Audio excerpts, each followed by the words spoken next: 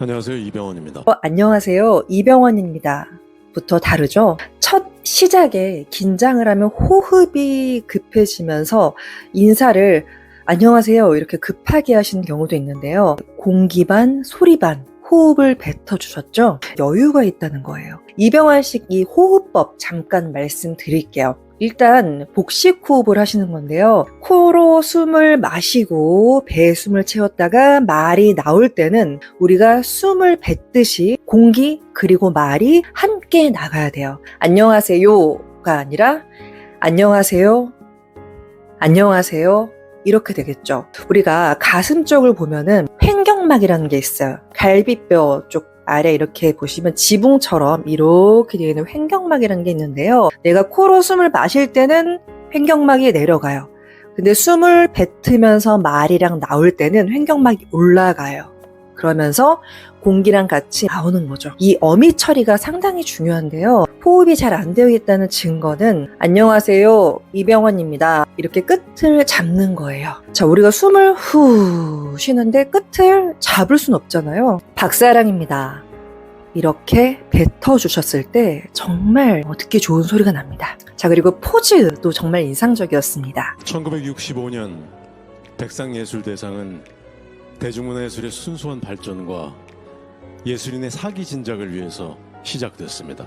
충분히 쉬었다가 1965년 하나 둘 쉬고 백상예술대상은 하나 둘 쉬고 대중문화예술의 순수한 발전과 예술인들의 사기 진작을 위해서 시작됐습니다. 포즈가 딱 문맥에 맞게 정확하게 끊어져 있어요. 지금 완벽하게 포즈가 끊어진 건데요. 1965년에서 쉬고 백상예술대상은에서 쉬고 대중문화의 순수한 발전과 여기서 쉬었는데요. 만약 여기서 대중문화의 순수한 발전과 예술인들의 이렇게 되면요. 포즈가 잘못 끊어졌기 때문에 의미 전달이 훨씬 떨어지는 걸 확인할 수가 있어요. 우리 이병헌님께서는 정말 정확하게 포즈를 끊어주셔서 진짜 귀에 쏙쏙 들어오는 마치 뉴스 앵커 같은 그런 느낌을 주셨습니다. 그리고 그 끊어주는 사이사이는 호흡을 잘 하시면서 마셨다가 뱉었다가 마셨다가 뱉었다가 하시면서 여유 있게 가시는 거죠. 세 번째는 바로 톤입니다. 목소리가 낮았다가 올라갔다. 막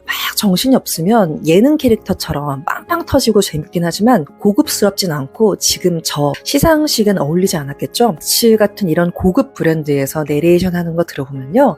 일정한 톤으로 말합니다. 고음, 중음, 저음이 있다면 저음을 대부분 사람들은 선호하고 저음이 고급이라는 인식이 있습니다. 그래서 목소리는 어디서 내냐? 이 목이 있으면 목의 3분의 2 지점쯤에서 소리가 나간다고 생각하시면 좋을 것 같아요. 안녕하십니까, 박사랑입니다. 안녕하십니까? 안녕하십니까, 박사랑입니다. 안녕하십니까가 아니라 안녕하십니까, 박사랑입니다. 이렇게 목의 3분의 2 지점에서 말씀하시면 됩니다. 자, 그리고 또 한 가지 너무 좋았던 점은 감정을 담아서 말씀하시는 거예요. 이거 정말 중요한 거거든요. 그렇게 첫 회를 시작으로 60년 동안 단 한 번도 중단된 적 없이 올해로 정확히 60회를 맞이한 대한민국 유일의 종합예술 시상식입니다. 자, 그리고 단 한 번도 중단된 적 없이 여기서 말의 맛이 전부 다 살아있죠. 한 번도 중단된 적 없이 이렇게 표정과 감정을 온전히 담아서 전달하는 겁니다. 이게 바로 말의 맛이라는 거예요.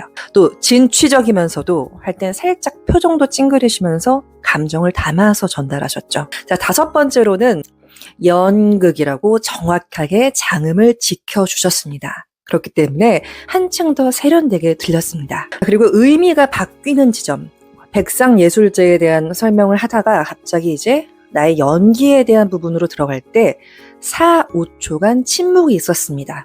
제가 하는 연기는 정답이 없습니다.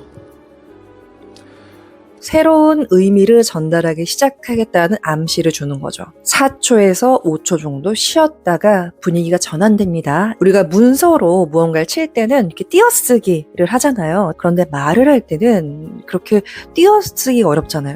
이 포즈, 침묵, 의미가 전환될 때는 4, 5초 정도 긴 침묵 후에 말씀하시면 되겠습니다. 자, 그리고 전반적으로 말이 빠르지 않죠? 살짝 느린 편이죠? 이제 뭐 동기부여 강사라던가 영업을 하시거나 이런 분들은 좀 말씀을 빠르게 하셔야 설득이 잘 되는데 뭐 쇼호스트 같은 경우에도 그렇죠. 그런데 이런 내레이션이나 배우들 같은 경우에 그리고 평소에 누군가 대화를 할 때 조금 고급스럽게 말하고 싶다, 좀 예의 바르게 말하고 싶다라고 생각했을 때는 살짝 느리게 말씀하시는 게 좋습니다. 마지막으로는 이제 비언어적인 표현, 단정하고 똑바른 자세, 그리고 미세하지만 눈빛으로까지 이야기하는 것. 이 모든 것에서 왜 이병헌 배우가 최고의 배우인지 이 디테일 하나하나를 모두 살린 걸 봤을 때 저는 정말 이 배우가 최고의 배우구나. 목소리도 타고났지만 전달력 또한 정말 많은 노력을 했구나. 이런 생각이 들었습니다. 가끔 내가 하고 있는 연기가 잘하고 있는 건가 의심이 들기도 하고 그 순간엔 막연한 외로움과 괴로움의 늪에 빠질 때도 많습니다. 그럴 때마다 대중들의 찬사가 백상예술대상과 같은 값진 결과로 돌아올 때면 내가 가는 길이 틀리지 않았구나, 말로는 표현할 수 없는 정말 큰 위로를 받기도 합니다.